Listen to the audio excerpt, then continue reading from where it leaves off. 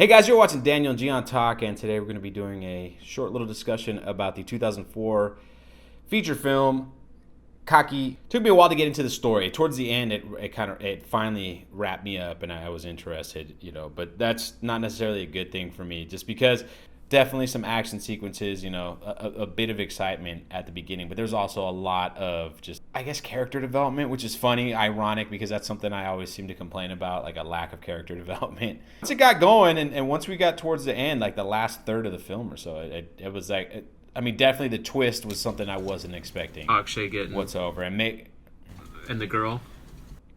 Yeah, exactly. Like, I was not expecting her to be a double agent at all, working for the bad guys, and after their love songs and everything. Like, yeah, exactly. After the love songs, after, her getting almost blown up a million times while they're trying to kill Ansari. Another, great. That guy's a great actor. I wish we need to watch more movies with him, as the lead versus he always seems to be and maybe that's his deal. He's a supporting actor as well. But we start off with this a murder basically, and then they're trying to find Ansari, and then we see Big B. He's like at was it a retirement ceremony? It's something like that. He was gonna. It was something like that. It's been a few months since I watched it, but I think they were honoring him for he was gonna be an inspector or something. He was getting a promotion. That was because his daughter, if I remember correctly, his daughter was getting married or something like that, and he was trying to walk away so he can be there for his daughter. And then this all went down, and he got promoted and stuff. It was like a glorified desk job, though. Shit. And I just fell down. And Daniel just knocked down his web camera. And then the story, you're led to believe that it's another one of these here's a Muslim, he's a bad guy. That's how they literally start the story off, and then you find out that exactly. It's not. It's like a setup situation, like the frame job or something. If I remember correctly, it's like a frame job. The villain really isn't the villain. It's AJ, who's I thought did a pretty good job actually as the villain, because I know you said, I think if I were to interpret what you said about the whole idea of character development being a bad thing, I think you probably wanted plot in those moments that you were getting character, and which is because you probably already built a picture of these guys already in your head.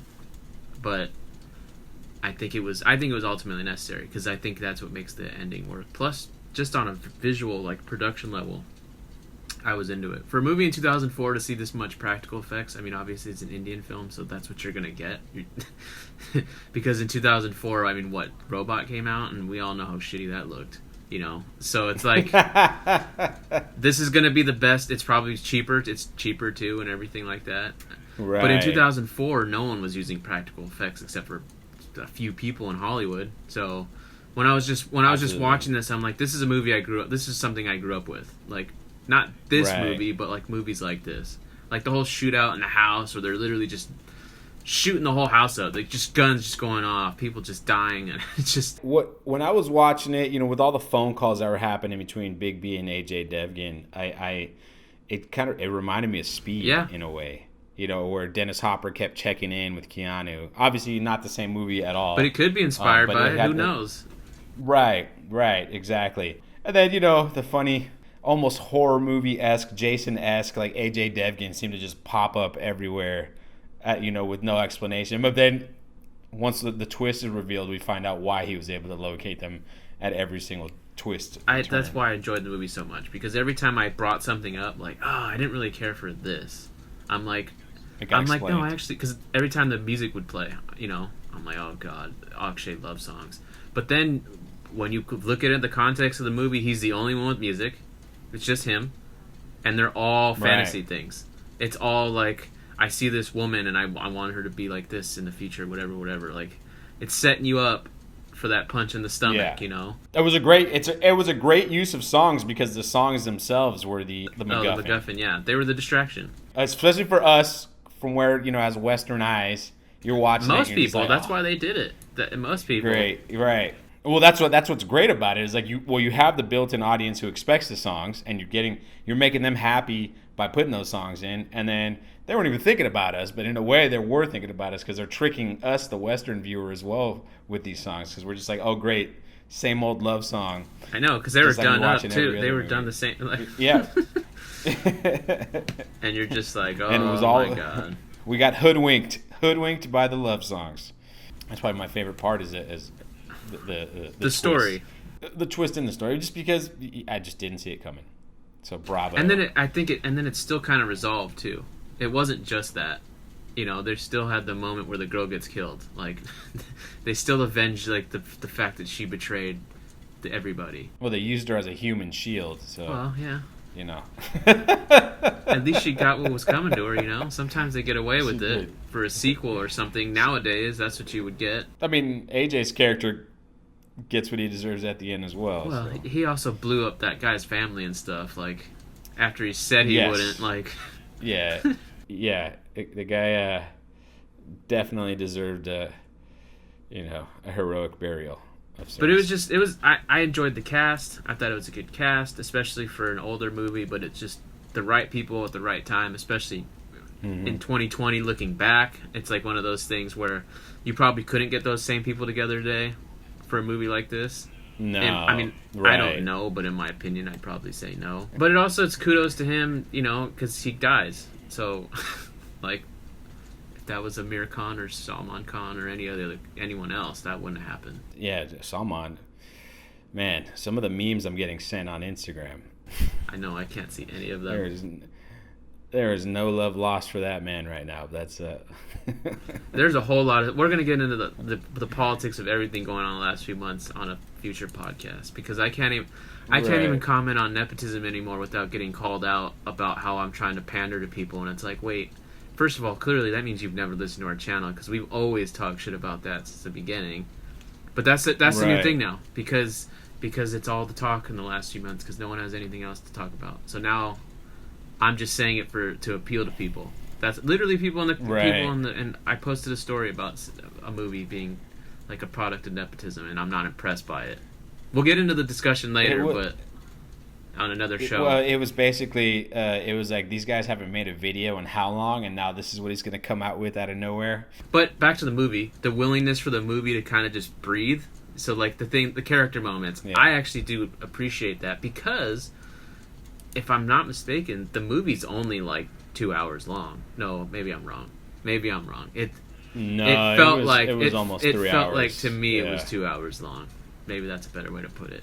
Because there wasn't so many songs. It wasn't so bogged down by... Because, see, when things get stretched out in Indian movies, it's usually for, like, boring stuff.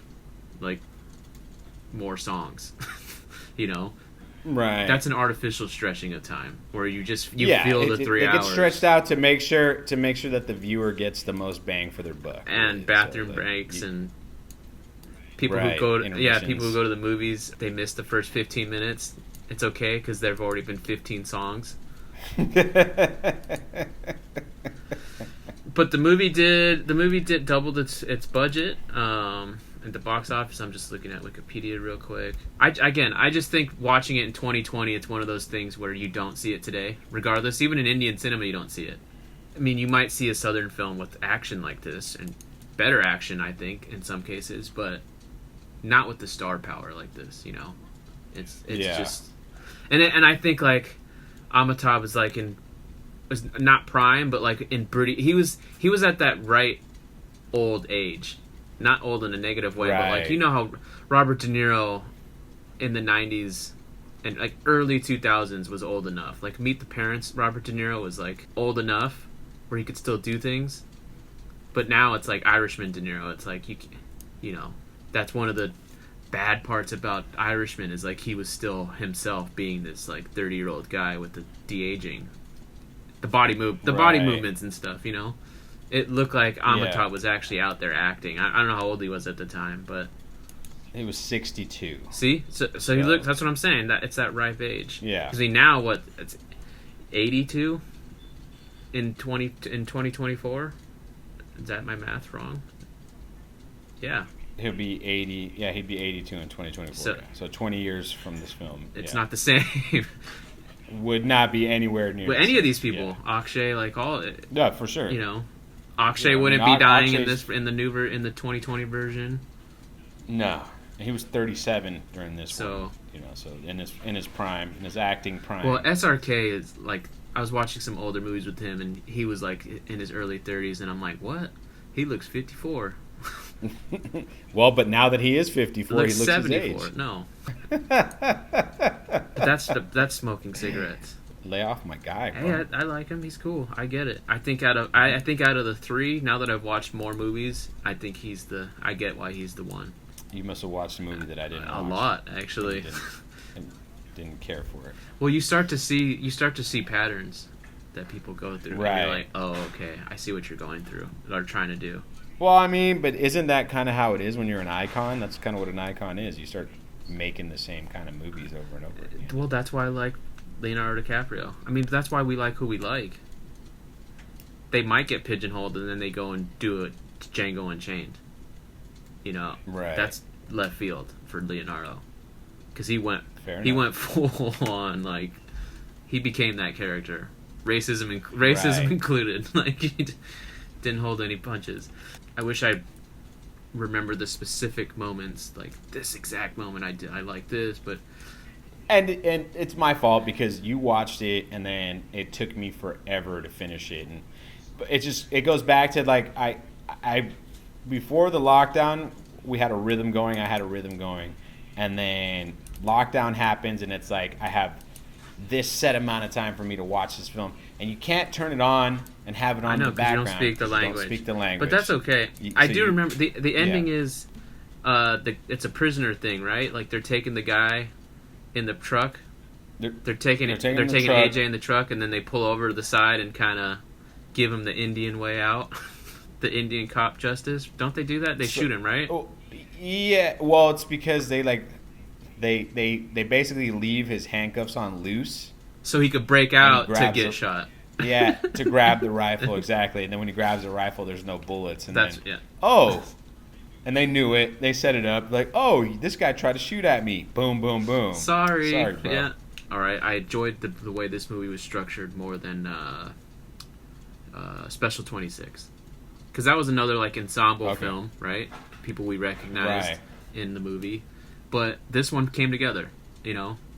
That one where we Right. said, oh, the ending, and then it was unbelievable despite it being real, quote unquote. Like it just, it's whatever. The movie was just. I mean, there was some silliness involved in that film. And this movie knew it was being silly. That's what I'm saying. Like those Right. long It was aware. speeches, like the low angle shots of like the proud moments. We can't turn our back on these people. Blah blah blah. Like everything's about honor, and it's a very testosterone filled movie. That's why I said it's like something I grew up with. I feel like it's more about Right. the brotherhood and like coming together as. Now it's tough to say this because we can't praise police officers in America anymore, but It was definitely a pro police film for sure. Because even though we thought that the chief of police was crooked, and then turns out it wasn't. It was Aishwarya Mahalakshmi. I think was her name. Amitabh's daughter-in-law. In real life. Yeah, she's married to Abhishek, his son. Oh, I didn't know Yeah. that. Yep. That's like the ultimate family right there. And because she was like Miss, I think she's Miss India or something, Miss Universe. Like, Oh, dude, she was on the cover here of People magazine as like one of the world's most, the top 50 most beautiful people. yeah, that's what I'm saying. Like, She was like on the cover of People and magazine. she's with Abhishek, so Yeah, my drummer was obsessed with her around that time. and He was all about her. I get it.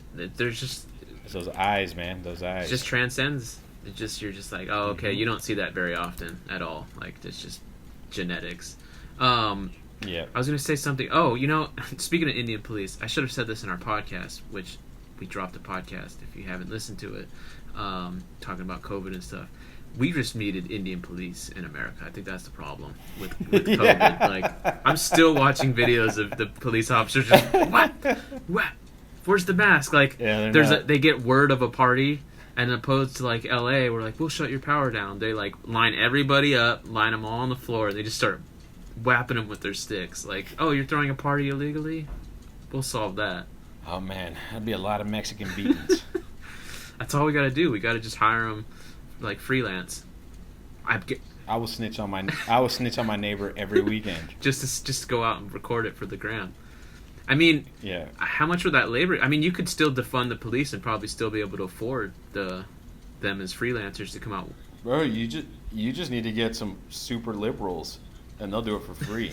Have this like liberal task force of breaking up parties. But what about? How do you feel about the technical aspects of the film, with editing? Anything that you remember stands out? No, it was pretty streamlined. The fact that I said it, I thought it was 2 hours for a second, and I looked it up, and it's 3 hours, which says it all. Because I remember it flowing. I really do remember it flowing well. I remember being into it. I do remember the beginning being rough. I think you mentioned that, where it's just like, oh god, here we go. It's another one of these stories. I've seen it before, and then you're like, oh no, this is like a chase movie, but also like an old school cowboys type cowboy film where they gotta like escort the prisoner, like 310 to Yuma, 310 to Yuma style. Exactly. They got to get from one side of town, one side of the country to the other without without help, without like assistance. They get betrayed like by their, so like all of these things, like it's like a western. I enjoyed those aspects a lot, and then the action was, like I said, the fact that it was practical made all the difference to me. And then you add in the cast, and then you add in the cool like moments of villainous stuff where the villains were actually allowed to be villains, and Akshay dies. Like all these things are actually good. Where you're like, okay, I accept that this is the best. To summarize it, I'd say it's like a classic. It's like a classic narrative. Yeah, that's what I was gonna say. Classic... The movie is just as good as it was in 2004. I guess is the best way to put it. Like if you liked it then, you'll still like it now. It's not like some movies where you see them. Like I haven't seen Speed since forever, but I would bet that Speed probably holds up today. But there's some movies that I liked. Like I didn't have the biggest problem with. I've been watching Die Hard for close to almost 40 years. Still holds up. And it's still awesome. It still holds up. Like it still holds up. There's just certain movies that just still hold up. But then you watch some Arnold Schwarzenegger movies, some of them are like, or like Sylvester Stallone, like, it's nostalgia, Rocky IV, yeah, but it's like, no, it's not the best movie. I think part of that has to do with like the action film has been taken over by people who can actually act. So now we don't give them the pass that we did back then. That's good because the people in this movie can act. So that's the thing. That's why it holds up. Exactly. Back to the cast. Like none of these people are bad actors. You might not like their roles, maybe they're too over the top, whatever, but it's like none of these people, they can all nail in a performance, send it home, I think. Yes. Indeed. But yeah, like overall, I enjoyed it a lot. It just a lot of the tropes, we talked about it. The tropes, the name itself it's just compliments too. It's all about the uniform. That's what it stands for. The cops. Right. So it's even though our dumbasses when we saw it thought it was pants. like The brown of their. Well, we thought it was I did not think it had to do with khaki at all. I thought it was like a Hindi term we didn't know, and it meant something. And then, well, this is why you don't. This is why you can't watch movies without subtitles. Right.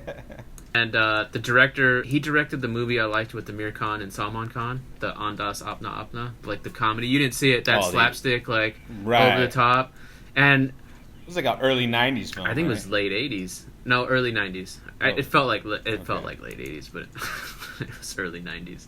But yeah, he wrote that movie, so and directed it. So I mean, for me, it was already good. Like I understand, he understands genre is what I'm trying to say. He understands genre based on those things. He did Bhagat Singh. Just looking at things that we both saw, The Legend of Bhagat Singh, which is okay. It wasn't the worst movie. That's going to do it for us, guys. Thanks for watching. You know the drill. Smash that like button. Subscribe if you're not a subscriber. Ring the bell if you already are. And we'll see you on the next one.